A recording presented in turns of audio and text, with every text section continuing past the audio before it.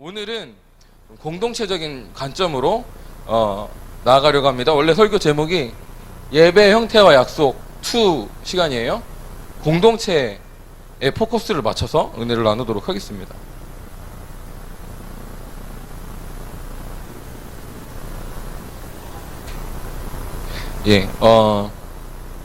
사실 지난주에 우리가 개인적으로도 얼마든지 예배할 수 있고 얼마든지 영광 가운데 나아갈 수 있다는 걸 나눴습니다.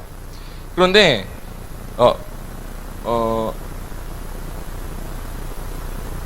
우리가 공동체적인 내용을 나눌 텐데, 과연 우리가 개인적으로 해도 하나님의 영광을 경험할 수 있으면 굳이 공동체적인 예배 시간을 가져야 될 필요성이 있습니까? 라고 반문하실 수 있어요. 이런 생각을 가지고 있는 청년 한 명이 제가 사역하는 교회에 있었습니다. 굉장히 성실하고요, 부지런한 청년이었어요. 자기 관리 철저하고, 돈 벌면서 저녁 시간엔 공부하고 아침엔 조기 축구하고, 운동도 하고 항상 그랬습니다. 근데 이 신앙에 대한 열정도 있어서 묵상도 매일 하고 기도 시간도 갖고 설교도 막 찾아서 듣고 그랬던 친구예요. 그런데 문제는 뭐냐면 이 친구가 공예배 때마다 조는 거예요. 모든 공예배 때 거의 좁니다. 찬양을 해도 졸고, 우리 담임 목사님 설교에도 졸고, 맨 앞자리에 앉거든요. 예배 자리를 사서 한다고 맨 앞자리에서 졸아요. 그리고 저랑 예배했을 때는 인원이 10명이 안 됐기 때문에 동그랗게 앉아 있어요. 4-5명이 들을 땐 바로 앞이잖아요. 근데 그 와중에도 찬양을 하는데 졸아요. 나 상식적으로 이해할 수가 없어. 근데 그렇게 하더라고요.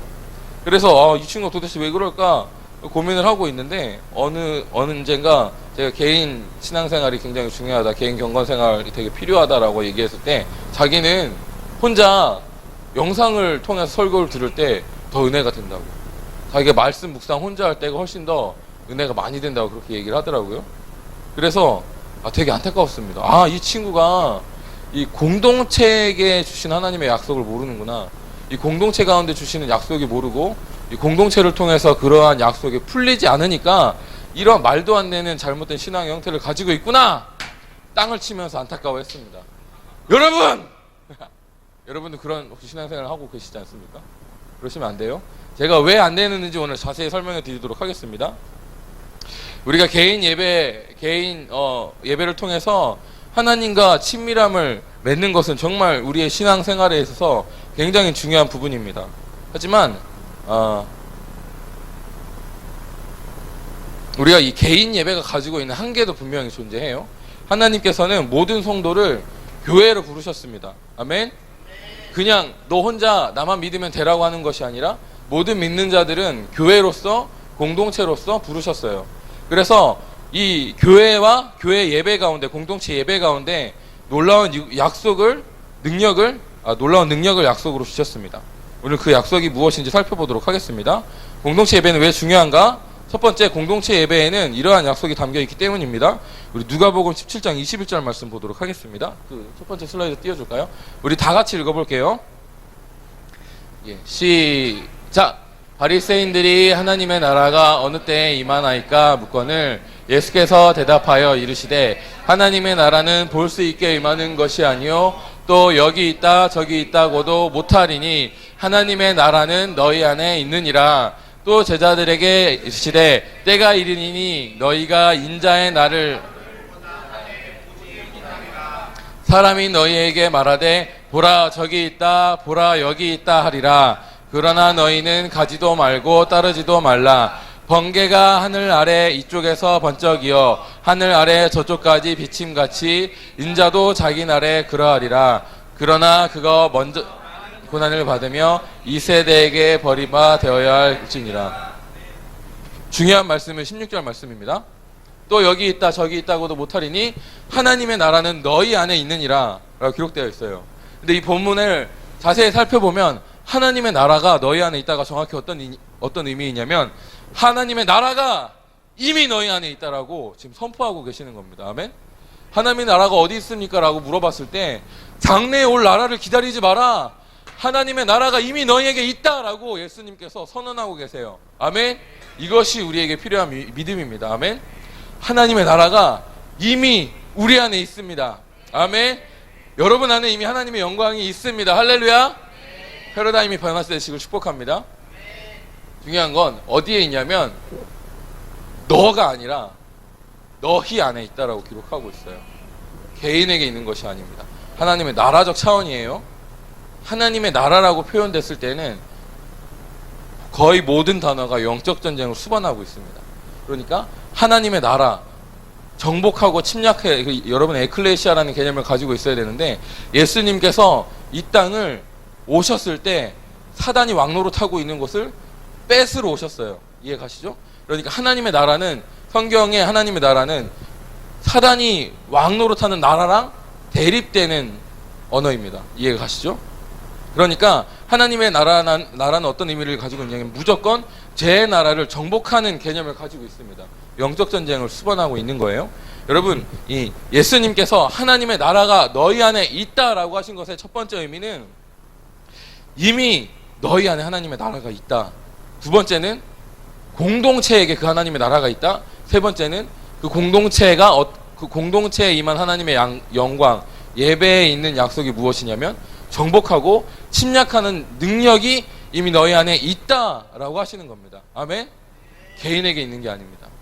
침략하고 정복하는 능력이 기본적으로 누구에게 있냐면 너희에게 있는 것입니다. 할렐루야. 공동체에게 있는 것입니다. 이 개념을 잘 아셔야 돼요. 우리 다음 말씀 읽도록 하겠습니다. 마태복음 18장 20절 말씀입니다. 넘겨주세요. 우리 다 같이 한 번 더 읽도록 하겠습니다. 처음부터 읽을게요. 시작. 내 형제가 죄를 범하거든 가서 너와 그 사람과만 상대하여 권고하라. 만을 들으면 내가 내 형제를 얻은 것이요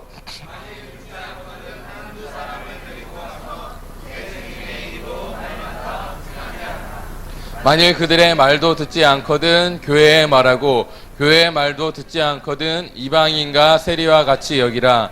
진실로 너희에게 이르노니 무엇이든지 너희가 땅에서 매면 하늘에서도 매일 것이요 무엇이든지 땅에서 풀면 하늘에서도 풀리리라. 진실로 다시 너희에게 이르노니 너희 중에 두 사람이 땅에서 합심하여 무엇이든지 구하면 하늘에 계신 내 아버지께서 그들을 위하여 이루게 하시리라. 두세 사람이 내 이름으로 모인 곳에는 나도 그들 중에 있느니라. 아멘. 자, 20절 말씀이 제일 중요합니다. 두세 사람입니다. 공동체의 개념이에요. 두세 사람이 내 이름으로 모인 곳에는 나도 그들 중에 있느니라 라는 말씀, 우리가 이 한 절만 알고 있는데 이 두세 사람이 내 이름으로 모인 곳의 본질적인 의미는 전에 나오고 있습니다. 첫 번째는 죄를 범한 일이에요. 뭐냐면 법정 소송입니다. 법정 소송의 문제에서 효력을 발생하는 인원이 몇 명입니까? 두세 증인입니다. 그러니까 두세 사람이라는 개념은 성경에서 어떤 개념을 가지고 있냐면 법적인 효력을 가지고 있는 거예요. 이해 가시죠? 그러니까 하나님 나라에서 두세 사람은 법적인 효력을 가지고 있다라는 의미를 가지고 있습니다. 그리고 두 번째 개념, 이 법적인 효력을 통해서 어떤 능력을, 이 19절 보면은 진실로 다시 너희에게 이루는 너희 중에 두세 사람의 개념이에요. 땅에서 합심하여 무엇이든지 구하면 하늘에 계신 내 아버지께서 그들을 위하여 이루게 하시리라. 아멘. 법적인 약속이 여기에 있습니다. 두세 사람이 구하면 이건 하나님이 법적으로 약속을 해주신 것이기 때문에 지키지 않을 수가 없어요. 그래서 만약에 어떤 교회적으로 중보기도 하면은 그 중보기도한 내용이 얼마나 빨리 응답되는지 모릅니다. 만약에 교회 중에 어떤 아픈 사람들이 있습니다. 근데 그 아픈 사람을 위해서 교회가 합심으로 기도할 때 정말 기적적으로 암이 치료되고 병이 치료되는 일들도 나타나곤 합니다. 그 이유는 이 약속이 두세 사람에게 있기 때문이에요. 거기에서만 끝나는 것이 아니라 우리 18절 말씀에 보면 16, 17, 18절 말씀에 보면 죄를 범한 사람에 대해서 권고하는 것에 나와요. 그러면서 두세 사람에 대한 이야기가 나옵니다. 이해 가시죠? 그러니까 이 증인의 개념, 이 법적인 효력의 개념에 있어서 이거 두세 사람은 어떤 의미를 가지고 있냐면 이 용서의 문제를 가지고 있는 거예요. 어떤 사람이 죄를 지어서 하나님과 막혔는데 두세 사람이 법적으로 그들을 위하여 땅에서 합심하여 무엇이든지 구하면 이 풀면 풀리리라. 이것이 어떤 의미냐면 18절에 풀면 하늘에서도 풀리리라는 것의 가장 정확한 의미는 어떤 사람이 죄를 지어서 영적으로 하나님과의 관계가 막혔어요. 죄의 저주 아래 들어가서 엄청난 영적 공격을 받고 있습니다. 근데 그것을 두세 사람이 중보로 풀어내는 거죠. 그 사람이 지었던 죄에 대해서 권고하고 회개케 하고 문제를 해결해 주면 그들이 풀린다는 의미를 가지고 있습니다. 그러니까 이 두세 사람의 개념, 공동체의 개념은 용서의 문제, 묶어 푸는 문제, 영적 전쟁에 관련된 문제가 다 이 개념 속에 있는 것입니다. 여러분, 그래서 개인적인 예배, 개인적인 예배를 통해서는 친밀함, 어떤 하나님과의 가까워짐에 대한 영광을 경험할 수 있어요. 그쪽으로 특화될 수 있습니다. 하지만 공동체적인 예배에는 여러분 뚫어내고 문제를 해소하고 영적 전쟁으로 돌파해내는 특별한 약속이 있는 것입니다. 할렐루야. 이것이 공동체 예배 가운데 부어지는 하나님의 놀라운 약속입니다. 아멘. 여러분, 문제가 해결되고 싶지 않습니까? 공동체 예배를 회복하셔야 합니다. 할렐루야. 우리가 모여서 더욱더 연합하여 합심으로 예배할 때 우리 각자에게 있는 문제가 예수 그리스도의 이름으로 풀어질 것을 선포합니다. 단순히 이게 교회에 오신다는 의미만 가지고 있는 게 아니에요. 두세 사람이라고 했습니다. 문제가 있어요. 혼자 기도하면 안 돼요. 어떻게 하면 될까요? 여러분, 남편과 기도하십시오. 부모와 형제와 같이 기도하십시오. 공동체로 기도하십시오. 여러분의 가정에 공동체의 재단을 세울 때 여러분 돌파가 이제 그 가정 가운데 일어나기 시작할 겁니다. 전에는 내 일터의 사역에서 혼자 스트로크를 했어요. 엄청 혼자 막 맨땅에 헤딩하면서 했는데 문제가 잘 해결되지 않았습니다. 근데 새로운 그룹이 한 명 와서, 새로운 크리스천이 와서 2명이 됐어요. 이제 그때부터는 폭발적인 돌파가 일어나기 시작할 것입니다. 왜요? 법적인 약속이 우리에게 있기 때문입니다. 할렐루야. 여러분, 공동체 예배를 세우시길 축복합니다. 아멘. 돌파가 우리의 것입니다. 할렐루야.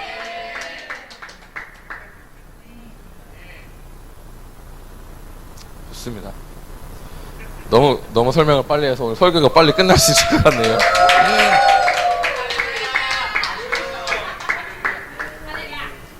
예. 그렇다면 우리가 사실은 가정예배 드리시나요? 가정예배 드리시나요?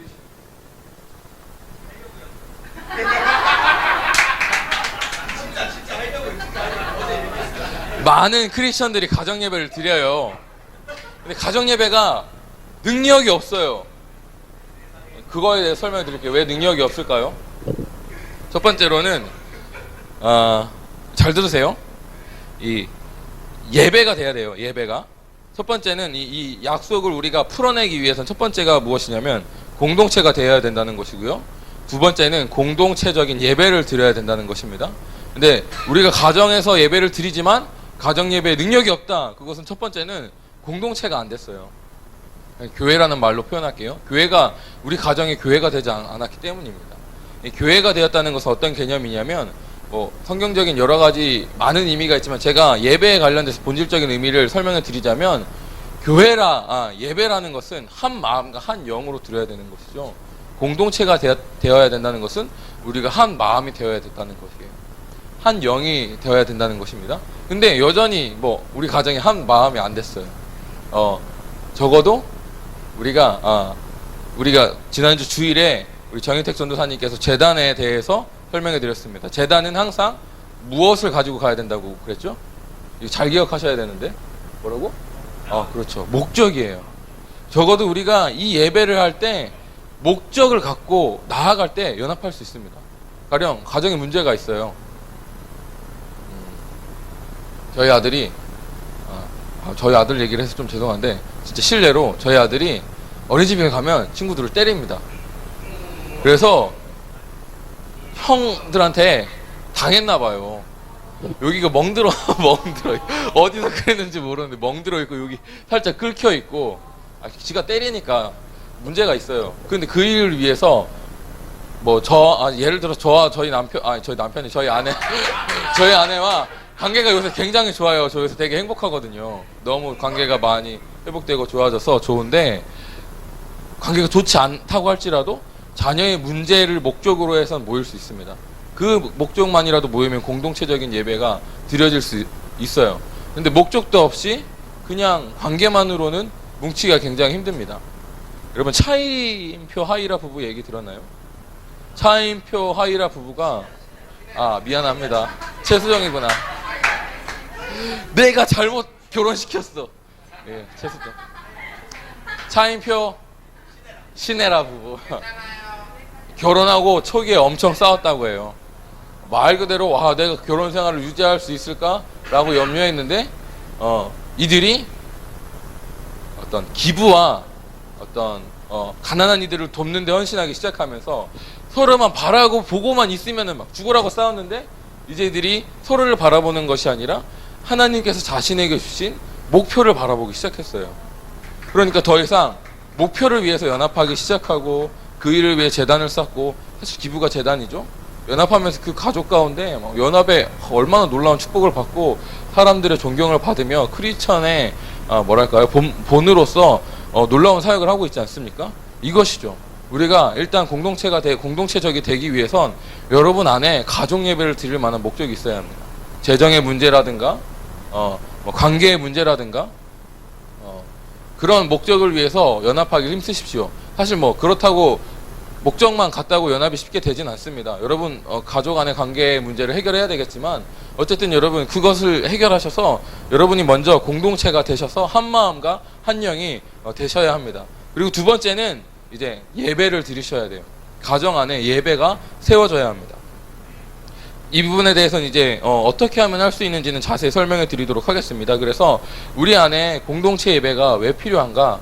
여기에는 하나님의 놀라운 약속이 있기 때문에 그런 것입니다. 여러분 이 약속을 우리 가정에 풀어내기 위해서, 그리고 우리 공동체, 이 왕의 사역이라는 공동체 안에 풀어내기 위해서 우리가 이 약속을 믿음으로 나아가기를 바랍니다. 이 공동체에는 돌파의 약속, 문제 해결의 약속이 있는 것입니다. 할렐루야. 우리 그렇게 예배했으면 좋겠습니다. 두 번째로 우리가 공동체 예배를 드려야 하는 이유는 공동체 예배에는 집중력이 있어요. 이제 예를 드리고 간단하게 설명하고 마치도록 하겠습니다. 저도 워치하러 혼자 오잖아요. 회중이 아무도 없으면 하다가 멈추고 이거 어떻게 하면 좋지? 막 연주하는 거 연구하고 노래 어떻게 하는 거 연구하고 그러면서 시간 보내거든요. 그러니까 예배 영 안에서 흐름을 쭉 타고 가는 것이 아니라 그냥 어느 정도 개인 예배 연습 시간 정도의 느낌으로 할 때가 많아요. 어느 날 제가 한 날 그렇게 워치를 하고 있었습니다. 근데 갑자기 문이 열려서 누가 들어오시는 거예요. 자세를 이렇게 완전 누워서 이렇게 하고 있었는데 자세를 딱 굳혀 앉고 안 되겠다, 정신 차려야 되겠다, 콘티대로 해야 되겠다 하고 콘티대로 예배하고 있는데 한 명이 또 들어왔습니다. 안 되겠다, 정신 차리고 해야 되겠다 하고 예배를 하고 딱 그 콘티대로 집중해서 예배하기 시작하는데 막 30분 지나니까 막 영광이 임하기 시작해가지고 북한에 대한 계시가 막 열리고 그것을 위해 중보하도록 주님께서 인도하시더라고요. 만약에 두세 사람이 안 모였으면 그냥 혼자 연습하면서 임재 안에 잠겨 있었을 텐데 두세 사람이 모이게 되니까 차원이 영적 전쟁의 차원으로, 높은 차원으로 돌파하고 뚫어내는 차원으로 높아지는 것을 느낄 수 있었습니다. 우리가 두세 사람이 예배해야 되는 이유는 집중력에 달려있기 때문입니다. 여러분 두세 사람 모여서 공동체로 예배하기를 바랍니다. 세 번째로 공동체로 예배할 때는 연합이 이루어지고요, 풍성함이 이루어집니다. 공동체로서 예배할 때 사실 가장 자연스럽게 일어나는 첫 번째 열매는 연합이에요. 예배를 제대로 드리면 당연히 연합이 제대로 이렇게 그 무리 가운데 드러나야 됩니다. 처음 오는 사람도 예배를 통해서 하나님 경배하다가 하나님 만나잖아요. 그럼 그 공동체에 자연스럽게 연합하게 돼요. 이게 사실 정상이거든요. 근데 잘 안 돼요. 그 이유는 다른 목적을 이 마음 가운데 가지고 있기 때문이에요. 그러면 연합을 잘 할 수가 없습니다. 어쨌든 우리가 정말 다른 마음 없이 순전히 하나님을 예배하고자 하는 마음으로 연합해서 예배를 드리면 우리 각자를 통해 하나님의 영광의 색이 드러나기 시작합니다. 예. 오늘 예배할 때 이렇게 잠잠히 그냥 주님의 임재 안에 머무시는 분이 계셨을 거예요. 친밀함의 영광이 그분에겐 풀어지고 있겠죠. 어떤 사람은 막 손을 흔들면서 소리를 치면서 막 돌파를 이뤄내고 있었을 것입니다. 한 예배 안에 연합할 때 풀어지는 영광은 다채롭습니다. 개인 예배 때 풀어지는 영광의 색은 비슷한 색밖에 안 되겠죠. 주황색이라면 빨주, 노 이 정도 색깔만 풀리겠죠. 근데 우리 다 공동체가 모이면 우리 각자 가지고 있는 색깔이 다르니까 빨주, 노초, 파남보 그 사이에 있는 수만 가지의 색이 다 드러나게 될 거예요. 여러분 잘 보십시오.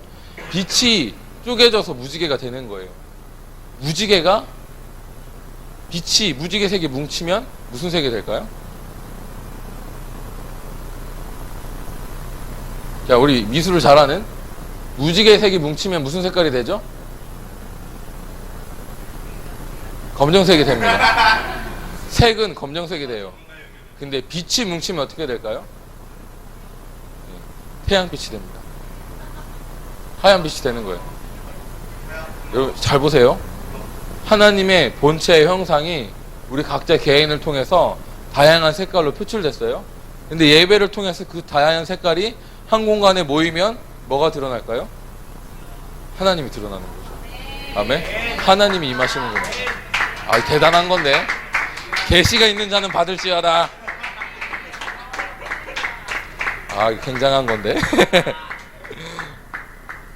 예. 그래서 굉장히 풍성해져요. 개인적인 예배에선 경험할 수 없는 풍성함이 공동체에 있습니다. 돌파의 능력, 집중력, 풍성함, 이것이 공동체에 있는 하나님의 약속입니다. 아멘. 공동체의 예배를 회복하시길 축복합니다. 이곳에서 이 놀라운 은혜를 누리시길 바라요. 아멘. 우리가 공동체로서 모이길 힘써야 될 이유가 여기에 있는 것입니다. 그리고 여러분의 가정에서도 가족적인 단위로 공동체 예배를 드릴 때 이 모든 약속들이 여러분의 가족 가운데 풀어질 것입니다. 할렐루야. 아멘. 예. 좀 더 나아가자면 사실 가정 예배를 많이 드려요. 그죠? 많은 크리스천들이 가정 예배를 드리는데 막상 그 가정 예배 가운데 저희가 말했던 막 이런 돌파의 은혜, 막 물질이 막혔는데 물질이 뚫어지고, 사업이 막혀서 계약이 막혔는데 계약이 뚫어지고, 결혼의 문제가 해결되고, 태가 닫힌 것이 열리고, 이런 우리의 삶에 있는 구체적인 문제들이 너무나도 많은데 가정 예배를 막상 드리지만 그 돌파들이 일어나질 않아요. 그 이유는 무엇이냐면 우리가 어떤 예배를 세울 것인가에 대한 명확한 그림이 없이 그냥 지금까지 배워왔던 경건한 예배를 드리기 때문입니다. 여러분, 우리가 이 공동체 예배에 있는 약속이 무엇입니까? 돌파의 약속이고요, 영적 전쟁의 약속이고요, 문제 해결의 약속이에요. 이렇게 하려면 우리가 어떻게 예배를 해야 될까요? 문제를 돌파하려면 어떻게 예배를 해야 될까요? 조용히 말씀 읽고 예수 그리스도의 주기도문 하고 찬성 2장 하고 말씀 읽고 주기도문 하고 예배를 20분 만에 끝냈어요. 할렐루야. 뭐 그것만 해도 굉장히 좋습니다. 그런데 그렇게 하고 그렇게 예배하는 것으로 우리가 이 돌파의 약속을 받을 수 있겠냐는 것이죠. 우리 왕의 사역도 마찬가지입니다. 우리 왕의 사역은 공동체로 예배를 드리고 있습니다.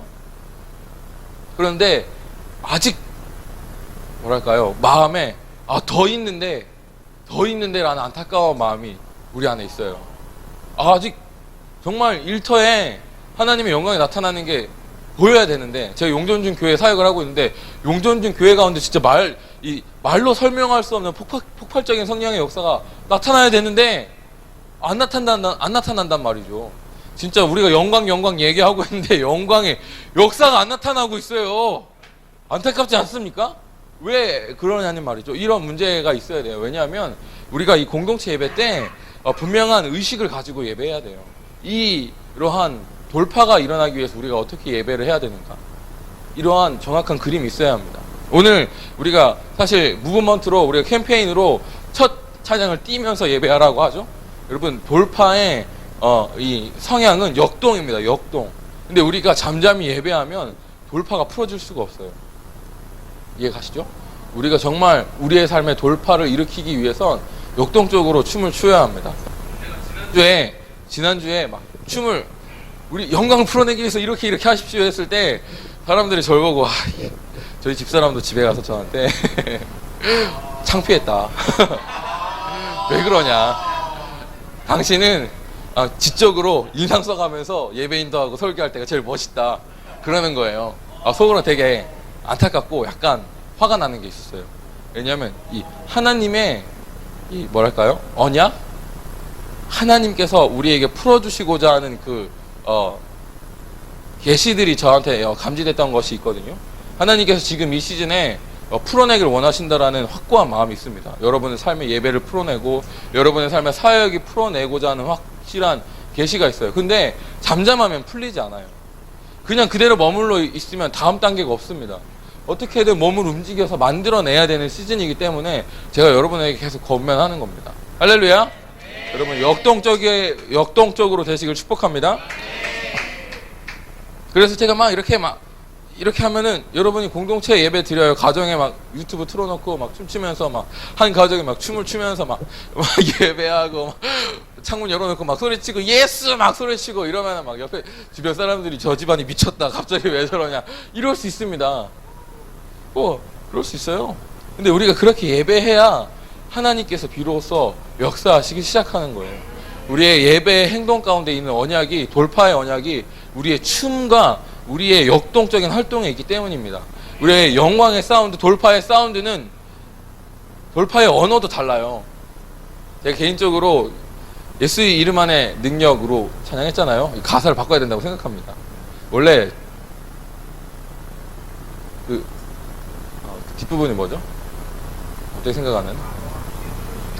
영어로 To break every chain이에요? to가 들어가요? 투가 들어가는구나. 제가 잘못 알고 있었네요. 어쨌든 명령어로 하면 더 좋지 않겠습니까? 끊어진 애가 아니라 선포하는 거죠. 끊어지라! 권위가 있잖아요. 찬양에. 언어가, 돌파의 언어가 다르죠. 끊어진 애, 이거 뭔가 힘이 없어. 근데 끊어지라! 강력하지 않습니까? 돌파의 언어가 여기에 있지 않습니까? 예, 돌파의 언어가 있고 돌파의 사운드가 있습니다. 사단한테 떠나가 주세요. 되게 인격적이다. 근데 아무 능력이 없어요. 여기 어디에 돌파가 있습니까? 돌파의 사운드가 있고 문제를 해결해내는 사운드가 있고요.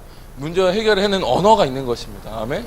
그렇게 우리의 예배의 방향을 그런 방향으로 잡고 예배를 해야 돼요. 근데 그렇게 하면은 우스꽝스러운 모습이 됩니다. 아무도 안 뛰는데 막 혼자 떼야 되고 막 우후. 사실 홍정식 목사님 처음 보면 되게, 여러분 홍정식 목사님 보셨어요? 되게 당황스럽거든요. 희락의 영 해보셨나요? 희락의 영 준비 바방. 희락의 영 하면 저 진짜 되게 힘들었거든요. 진짜 너무 힘들다. 내가 이걸 해야 되냐? 너무 힘들었어요. 근데 점점 좋아져요. 뭔가 진짜 기쁨이 풀어지고 막 그 홍정식 목사님이 하는 활동들을 통해서 역동적이고 돌파되는 것들을 경험하고 있습니다. 거기에 하나님의 모든 말씀이 있는 거죠. 약속이 있는 것입니다. 우리의 예배도 그렇게 말씀적으로 변화되어야 합니다. 아멘. 우리가 공동체적으로 이제 예배 드리고 있습니다. 지금도 오늘도 굉장히 좋았지만 아직 더 높은 게 있어요. 아멘. 더 뛰어야 합니다. 아멘. 더 춤을 춰셔야 하고요. 도선을 휘저으세요. 휘저으시고 여러분 기도하실 때 제자리에 있지 마시고 우리 박경록 전도사님 뒤에서 이렇게 돌아다니시면서 박수 치시면서 기도하시더라고요. 자유롭게 풀어내서 이게 영광을 풀어내는 거예요. 주여! 이렇게 기도하시길 축복합니다. 아멘. 네. 정말 이게 뭐 하는 짓이냐 하겠지만 이게 하나님의 영광을 풀어내는 예배입니다. 일단 첫 번째 우리가 우리의 예배를 어떻게 만들어야 될 것인가에 대한 구체적인 생각이 있어야 합니다. 그리고 그렇습니다. 근데 사실 제가 잘 설명을 드려서 이렇게 막 여러분을 막 뭐라지? 수동 끌어냈다. 이 멋진 단어가 있는데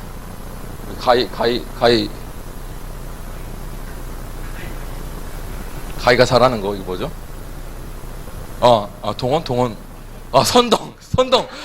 선동을 해가지고 제가 설교를 몇 달간 안 했더니 막 단어가 계속 입에만 머물고 잘 안 나와요. 네. 선동을 해가지고 제가 여러분에게 막 아멘 시키고 그러잖아요. 근데 사실 우리 가정에서 한다고 생각해 보십시오. 되게 어렵습니다. 네. 그래서 우리가 사실 이 무브먼트인데 이 무브먼트를 어떻게 일으켜야 되는가에 대해서 좀 공부해 보도록 해요. 이 영상을 보셨을 수도 있는데 불 좀 꺼주시겠어요? 이 영상을 보면서 우리가 어떻게 무브먼트를 일으킬 수 있는가 그 대략적인 방법을 보도록 하겠습니다. If you've learned a lot about leadership and making a movement, then let's watch a movement happen start to finish in under 3 minutes and dissect some lessons. First, of course, a leader needs the guts to stand alone and look ridiculous. But what he's doing is so simple, it's almost instructional. This is key. You must be easy to follow. Now here comes the first follower with a crucial role. He publicly shows everyone else how to follow. Notice how the leader embraces him as an equal. So it's not about the leader anymore. It's about them, plural. Notice how he's calling to his friends to join in. So it takes guts to be a first follower. You stand out and you brave ridicule yourself. being a first follower is an underappreciated form of leadership. The first follower transforms a lone nut into a leader. If the leader is the flint, the first follower is the spark that really makes the fire. Now here's the second follower. This is a turning point. It's proof the first has done well. Now it's not a lone nut and it's not two nuts. 3 is a crowd and a crowd is news. A movement must be public. Make sure outsiders see more than just the leader. Everyone needs to see the followers because new followers emulate followers, not the leader. Now here come 2 more people, then 3 more immediately. Now we've got momentum. This is the tipping point and now we have a movement. As more people jump in, it's no longer risky. If they were on the fence before, there's no reason not to join in now. They won't stand out, they won't be ridiculed, and they will be part of the in crowd if they hurry. And over the next minute you'll see the rest who prefer to stay part of the crowd, because eventually they'd be ridiculed for not joining. And ladies and gentlemen, that is how a movement is made. So let's recap what we've learned. If you are a version of the shirtless dancing guy, all alone, remember the importance of nurturing your first few followers as equals, making everything clearly about the movement, not you. Be public, be easy to follow. But the biggest lesson here, did you catch it? Leadership is overglorified. Yes, it started with the shirtless guy, but you saw what really happened. It was the first follower that transformed a lone nut into a leader. There's no movement without the first follower. See, we're told that we all need to be leaders, but that would be really ineffective. The best way to make a movement, if you really care, is to courageously follow and show others how to follow. When you find a lone nut doing something great, have the guts to be the first person to stand up and join in. 이게 우리가 해야 될 일입니다. 우리가 우스꽝스럽게 보일 수 있습니다. 여러분 자신이 우스꽝스러운 모습을 외로운 바보이실 수도 있어요. 하지만 우리가 이것을 시작했을 때 하나님의 놀라운 일들이 일어나기 시작할 것입니다. 여러분 외로운 바보가 될 용기가 있으십니까? 아멘. 그리고 여러분 가정에 우리 공동체에서 그 외로운 바보를 추종할 추종자가 되실 분이 계십니까? 우리 정혜택 전우사님 따라갈 또라이들이 필요한데 예, 저희는 그렇게 하는 거죠. 예, 그리고 공개적이 되어야 된다고 하더라고요. 우리가 좀 더 오픈적인 마음으로 사람들한테 좀 드러내야 될 필요성이 있습니다. 사실은 제가 여러분이 실제로 이것들을 여러분의 가정에 만들어내야 돼요. 그것을 위해 가장 중요한 개념은 문화에 대한 개념이고 분위기에 대한 개념입니다. 사실은 이 무브먼트는 문화를 만들어내는 거예요. 첫 번째 외로운 바보는 어떤 사람이냐면 그냥 남이 하지 않아도 혼자 하는 것으로 만족하는 사람이에요. 외골수라고 하죠. 정의특 전사는 외골수거든요. 예. 그래서 문화에 대한 단어를 설명해 드릴게요. 문화가 영어로 컬처거든요. 컬처가 어원이 경작하다라는 단어에서 나왔어요. 그래서 경작하다라는 단어랑 이 문화란 단어가 어원이 같습니다. 그러니까 이 문화란 단어는 어떤 의미를 가지고 있냐면 스토리를 들어가 보면 어떤 사람이 농경 시대가 아닌데 처음으로 농사를 지었어요. 농사가 아니라 나무를 심었다고 해봅시다. 어떤 사람이 예전에는 수렵 생활을 해서 과일을 따먹었습니다. 이해가시죠? 근데 어느 날 이 사람이 과일을 따먹었는데 거기에서부터 나무가 자란 걸 본 거예요. 그래서 그 주변에 있는 그 과일을 가져다가 거기에 심었습니다. 그리고 그 다음에 그 과일을 따먹었어요. 가만히 있어도 열매가 열리는 새로운 방법을 알고 그 맛있는 열매를 먹었어요. 열매가 중요합니다. 그 열매를 먹고 그리고 그 열매를 다른 사람에게 공유했어요. 그러면 그 사람도 좋은 열매를 먹었으니까 어떻게 할까요? 똑같은 행동을 하겠죠? 똑같은 행동을 합니다. 그러면서 농경사회가 시작되었죠. 이해 가시죠? 이게 문화예요. 그 일로 인해서 문화가 바뀌었습니다. 스마트폰 예를 들어볼까요? 처음에 스마트폰 생겼을 때 많이 안 썼습니다. 근데 한 사람이 스마트폰을 썼어요. 카카오톡이라는 걸 시작했습니다. 그 전까지는 문자를 보내기 위해서 어떻게든 그 40자를 맞춰서 다다다닥 해가지고 띄어쓰기도 안 쓰고 해야 되는 그 고생을 했는데 카카오톡이 생기니까 이제 무제한으로 친구들과 연락을 할 수 있는 좋은 열매를 따먹었죠. 그리고 몇 명이랑 공유했어요. 좋아요. 그걸 보고 또 다른 사람이 스마트폰을 사서 또 그것을 합니다. 또 합니다. 문화가 급속적으로 확장되는 것이죠. 이게 문화의 속성이에요. 문화가 확장되기 위해서 필요한 첫 번째는 문화에 반드시 좋은 달콤한 열매가 있어야 한다는 것입니다. 우리가 같이 예배를 세우고 있어요. 우리가 점프하는 예배를 드리고 있습니다. 여기에 정말 좋은 열매가 없다면 아무도 이 문화를 같이 공유하지 않겠죠? 근데 우리가 그 예배를 통해서 열매를 먹는다면 우리는 그것을 공유하게 될 것입니다. 아멘? 근데 여러분 보십시오. 우리에겐 놀라운 열매가 있습니다. 아멘? 하나님의 약속이 어마어마하게 있지 않습니까? 할렐루야. 여러분 이 열매를 같이 따먹고 싶습니까? 우리 같이 역동적으로 예배하기 원합니다. 아멘?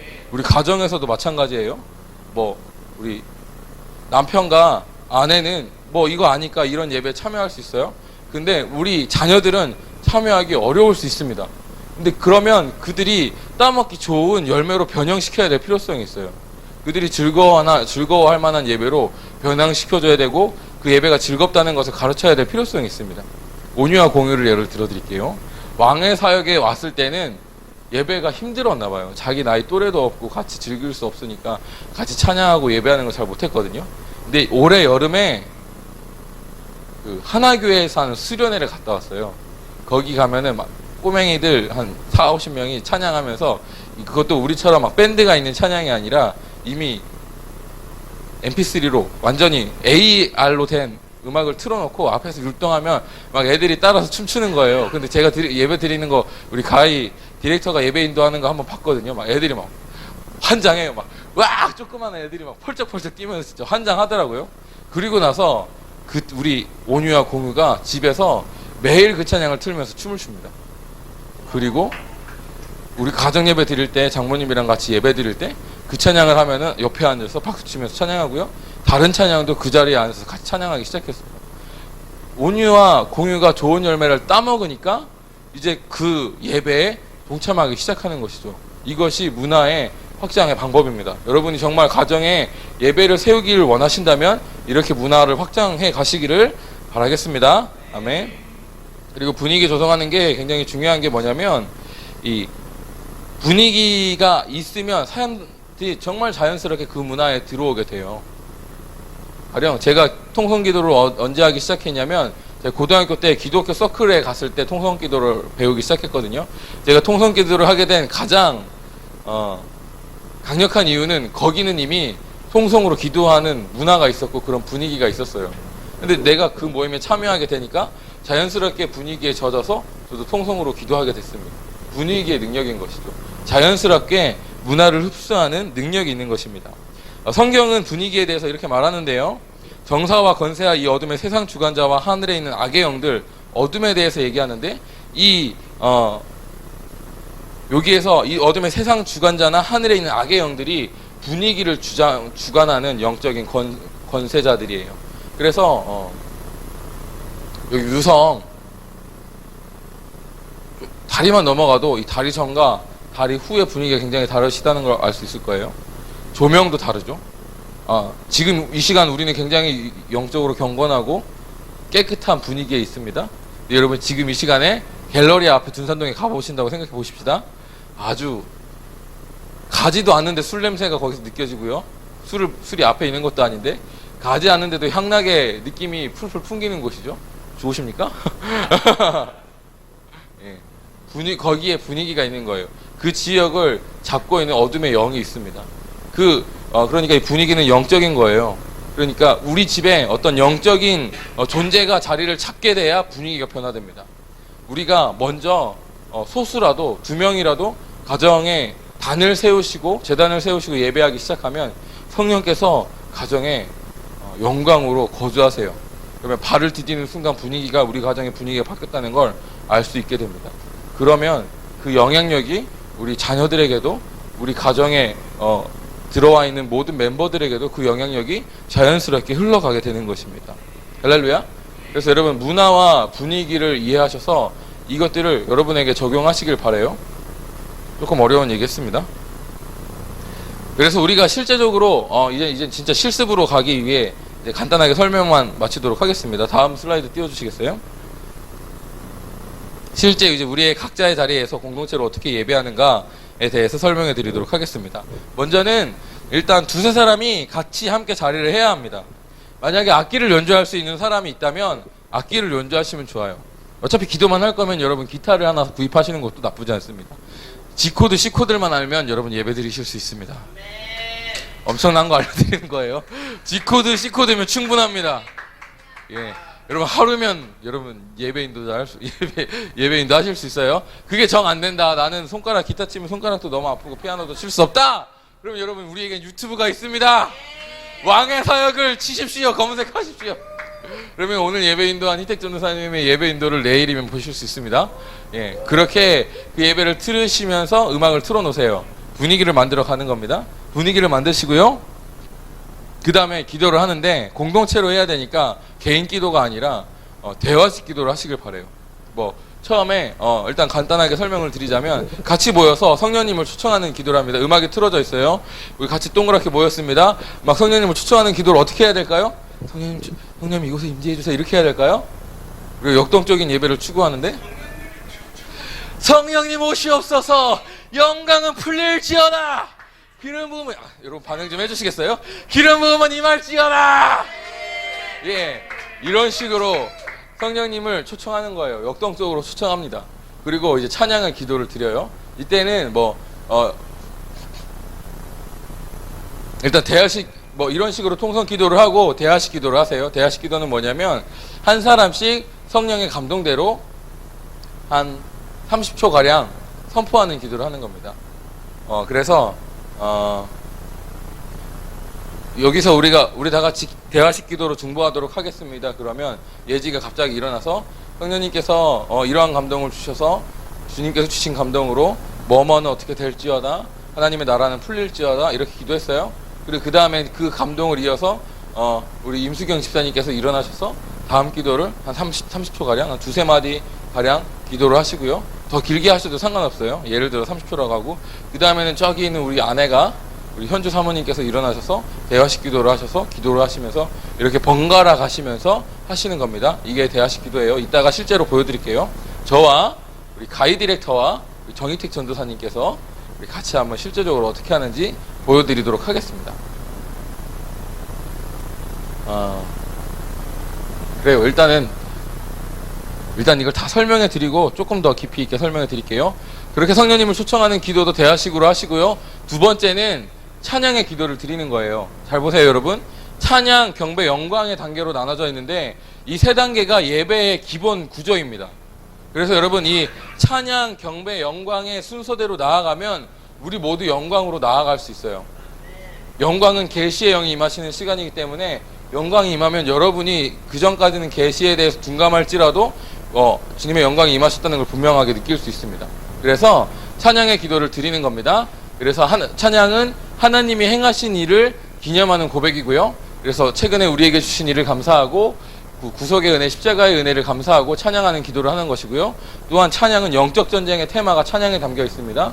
그래서 이 느껴지는 영적 문제에 대해서 대적하고 우리 가정에 있는 영적 문제에 대해서 대적하는 기도를 찬양의 기도 가운데 할 수 있습니다. 이 기도가 끝나면 성령께서 자연스럽게 경배의 기도를 우리를 이끌어 주실 거예요. 경배는 하나님과 나의 관계를 새롭게 하는 것입니다. 그래서 나와 하나님에 대한 상호작용은 모두 경배에 속해요. 내가 하나님께 드리는 어떤 고백들, 하나님 위대하십니다. 나는 하나님을 높여드립니다. 나는 종이고 하나님 아버지십니다. 이런 모든 고백들도 경배에 속하고요. 하나님께서 내 영혼을 만지시고 나를 새롭게 하시는 이런 것도 상호작용도 모두 경배에 속합니다. 기본적인 고백은 내가 하나님을 경배합니다. 내가 하나님을 높여드립니다. 나와 하나님이 둘 다 존재합니다. 마지막으로 영광의 기도는 영광은 오로지 하나님만 드러나는 시간이에요. 그래서 우리가 어떤 개념이냐면 경배는 내가 내 안에 있는 고백을 드리는 건데 영광은 그 시간에 임하신 그 하나님을 보고 그것을 보고 드리는 고백입니다. 만약 우리가 예배하는 중에 하나님의 선하심이 부어졌어요. 그러면 하나님 선하십니다. 내가 없죠? 나는 없어지고 하나님만 있는 거예요. 하나님 선하십니다. 그렇게 하나님의 영광을 선포할 때 영광이 점점 쌓이고 쌓여서 무게 있게 그 공간 가운데 거하기 시작하는 것입니다. 그래서 우리가 이 영광의 고백의 틀은 하나님은 아름다우십니다. 하나님의 사랑은 압도적입니다.와 같이 포커스가 오직 하나님에게 맞춰져 있는, 나는 없고 하나님에게 맞춰져 있는 기도인 것입니다. 그래서 우리가 실제적으로 이렇게 대화식 기도로 실습을 해볼 거예요. 그런데 제가 이 앞에 설명했던 거랑 약간 좀 다르죠. 대화식 기도는 좀 잠잠한 경향이 있거든요. 중간중간에 여러분이 역동적인 타임을 넣으셔도 좋아요. 이것도 너무 어렵다 그러면 그냥 아까 제가 설명해 드린 대로 문 다 닫고 유튜브 세게 빵빵하게 틀어놓고 그래서 막 방을 뺑글뺑글 돌아가면서 막 기도하세요. 그리고 기도 제목을 한 명이 계속 돌아가면서 선포하세요. 우리 이것을 위해 기도했으면 좋겠다고 하고, 그것을 위해 돌파하는 기도하고 부르짖는 기도하면서 재단을 쌓으시면 됩니다. 이것은 약간 지금 생각해 보니까 저도 처음 하는 거라 약간 고급적인 느낌이 나는데 좋을 것 같아요. 여러분 이걸 배워 놓으시면 정말 좋은데 쓰일 것 같습니다. 저희가 한번 보여드릴 테니 한번 보시고 우리 그룹으로 한 10분 정도만 실습해 보시고 마치도록 하겠습니다. 네, 나와주시고요. 마이크를 하나씩 잡아주시면 감사하겠습니다. 예, 음악 좀 틀어주시겠어요? 썰렁하면 안 되니까.